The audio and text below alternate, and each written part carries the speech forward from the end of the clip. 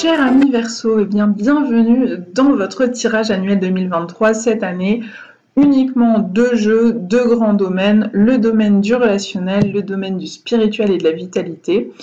Et parfois, l'un va faire écho à l'autre avec une sorte de redondance, donc il y a une forme d'insistance et on est plus vraiment sur un tirage général qu'un tirage sur une question bien ciblée ou dans un domaine bien ciblé. Vous le verrez, ça va dépendre des signes. Donc ça vient un peu tirer la sonnette d'alarme en disant c'est là où il s'agit de regarder pour 2023. Donc on va voir si ça se passe pour vous les Verseaux. Donc je rappelle que dans le domaine relationnel, eh bien on peut y mettre de tout. En tout cas, chez moi, ça marche comme ça.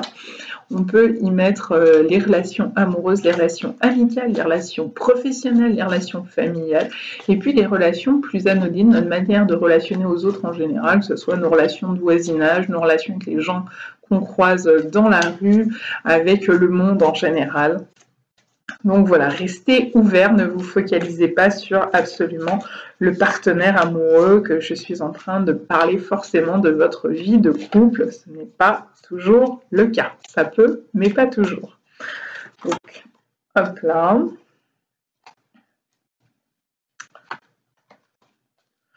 Alors, au centre de ce tirage, on a le 9 de bâton qui ressort, suivi derrière du 10 de pentacle, qui peut venir nous dire qu'il y a des dissensions dans le foyer ou alors une forme de prise de recul.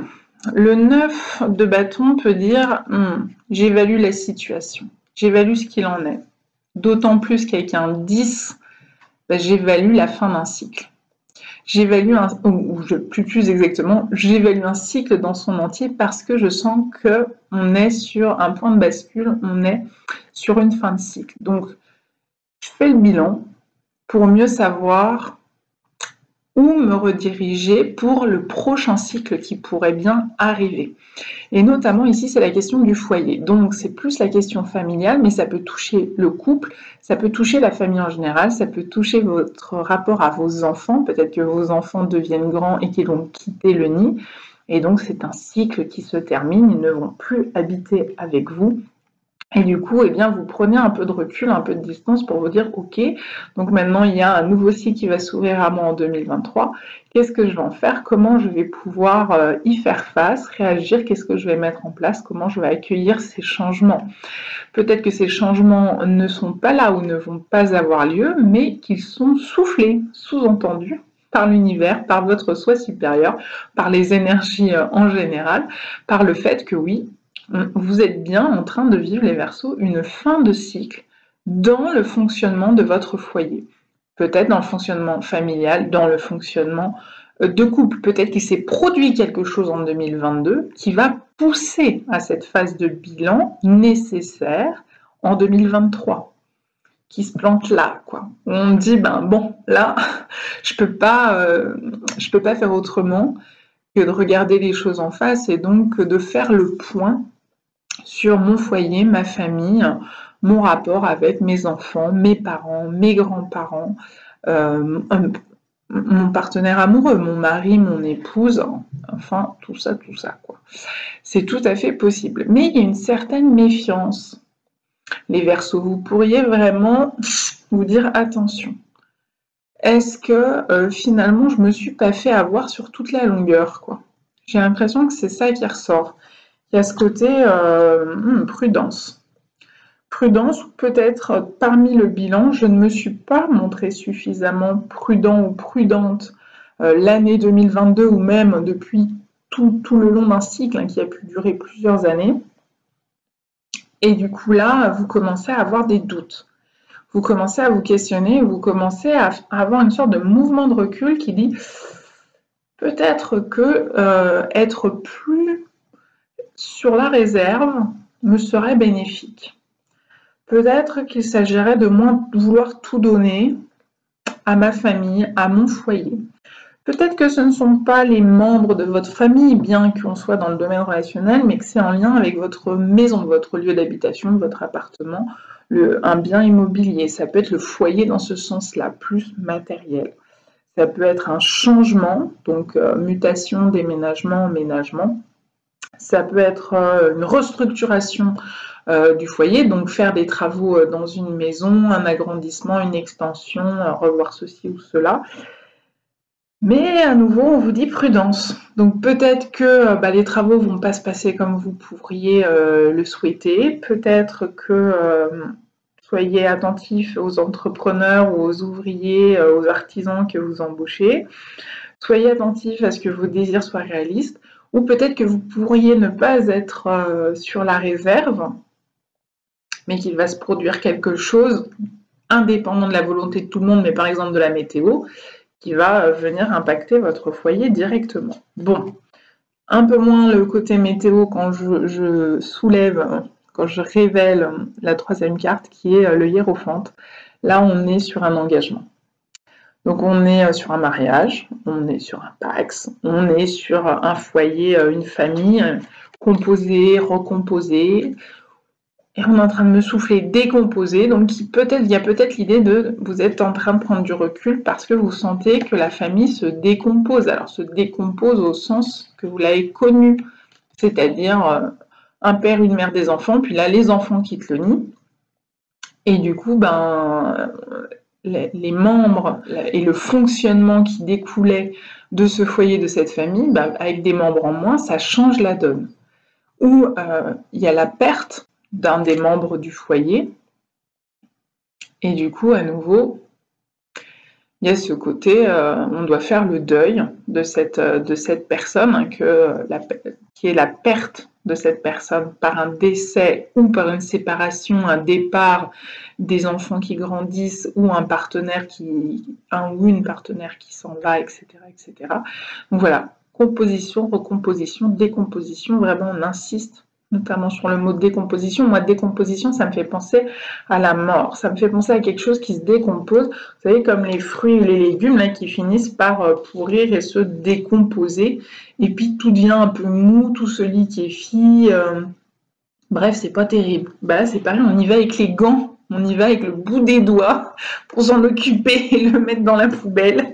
Parce que c'est ce côté-là. C'est ce côté, je prends du recul, j'y vais vraiment... à tâtons, j'y vais avec une certaine appréhension, j'y vais, mais voilà. Et toujours dans une attitude de protection. L'idée, c'est de vous protéger vous-même, les Verseaux. Soit d'apprendre en 2023 à vous protéger vous-même, à moins penser aux autres, aux membres de cette famille, de ce foyer, et à plus penser à vous. Soit c'est pas forcément ça, mais c'est votre décision de dire maintenant je vais me protéger davantage parce que j'ai trop subi, j'ai trop souffert et aujourd'hui je ne veux plus continuer de souffrir, d'où je vais prendre du recul.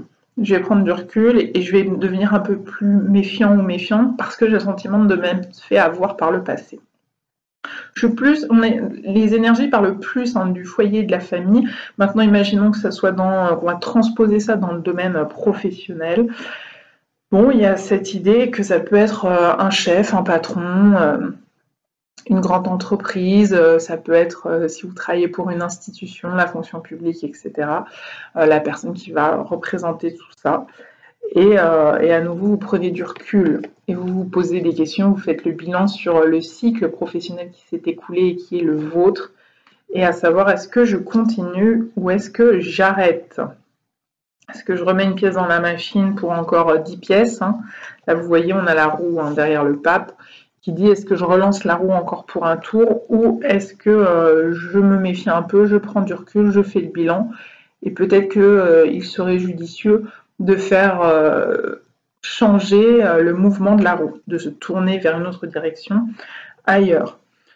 Donc je vous cache pas non plus que pour certains d'entre vous, les Verseaux, il y a vraiment cette remise à place, cette suggestion de bilan de votre mariage, si vous êtes marié, de votre vie de couple, de votre pax. Là, l'idée de l'engagement, ça peut être aussi, on a fait des enfants ensemble, mariés ou pas mariés, paxés ou pas paxés. On a fait des enfants ensemble, on a habité, on a fait foyer commun et maintenant la question se pose de ne plus faire foyer commun, de se séparer, on n'a plus d'enfants à élever ensemble, ou voilà, il y a quelque chose de cet ordre-là qui ressort assez fortement. Et j'entends, vous n'y couperez pas. Donc ce côté je fais l'autruche et puis je remettrai ça à plus tard en 2024, j'ai l'impression que ça va être pas tout à fait possible, que 2023 va vous pousser dans vos retranchements si vous ne prenez pas le taureau par les cornes et si vous avez tendance à repousser ça à plus tard. Donc attention, attention, attention, me dit-on encore, au rapport de force. Donc il peut y avoir du rapport de force avec cette personne représentée par le hiérophante, par le pape, ou avec une institution, ou avec le chef du chantier qui est l'entrepreneur, ou avec une figure masculine forte, peut-être votre mari, ou le père de votre épouse, je n'en sais rien, ou quelqu'un qui fait figure d'autorité pour vous. On me dit aussi de regarder de couper le dernier jeu, et on est sur du 9 avec la douleur. Donc c'est peut-être pour ça qu'il y a l'idée je veux pas y aller. Je recule. Peut-être que ce mouvement de recul, c'est je recule sur la décision à prendre. Je recule sur il est temps de faire le bilan. J'y vais pas. Je remets tout ça à plus tard. Je suis dans le déni, je fais l'autruche, je ferme les yeux. Oui, on verra ça plus tard. Fin de l'année 2023, 2024, un autre jour, un autre moment, le mois prochain, l'année prochaine. Mais le truc, c'est que vous risquez de vous enfermer, plus vous repoussez à plus tard, plus vous risquez de vous enfermer dans cette énergie dolorice. Et on me dit de solitude. Donc voilà, en fait, ça vient discuter un peu, là. C'est un peu, j'ai besoin de faire le point seul et de prendre du recul, mais d'un autre côté, attention, ça peut en excès finir par un sentiment d'enfermement, de solitude et d'enfermement dans de la douleur.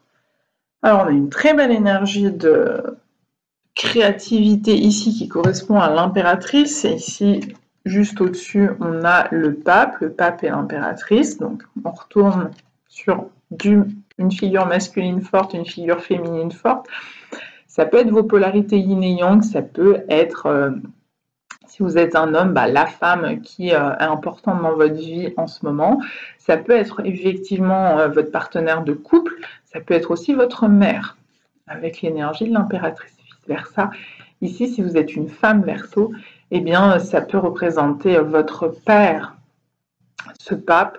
Ça peut représenter un masculin en général, votre époux, votre mari, votre partenaire conjugal.